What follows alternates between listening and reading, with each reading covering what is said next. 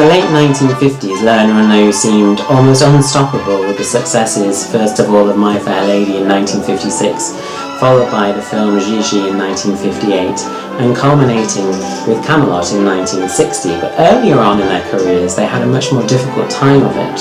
In fact, their first musical didn't even make it to Broadway.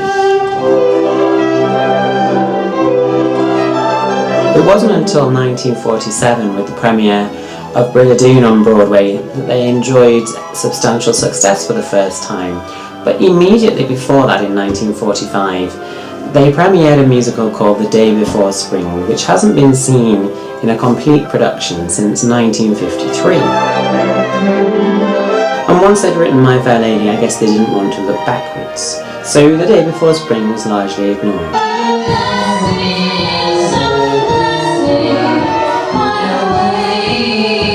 There have been several attempts to reconstruct the show over the last 25 years or so, with 3 productions involving piano accompaniment only, but the full orchestral score is lost, and indeed until a few years ago nobody even knew where the piano conductor score was, with the piano part and the vocal lines for the entire show.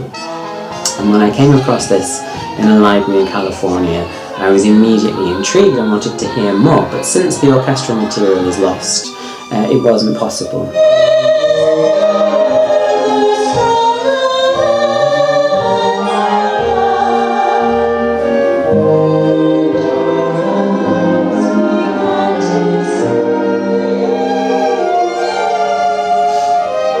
So one of my students, Matthew Malone, whose PhD is being generously funded by the Frederick Lowe Foundation, set about, roughly a year ago, to start orchestrating the show based on this piano conductor score that I found 8 years ago.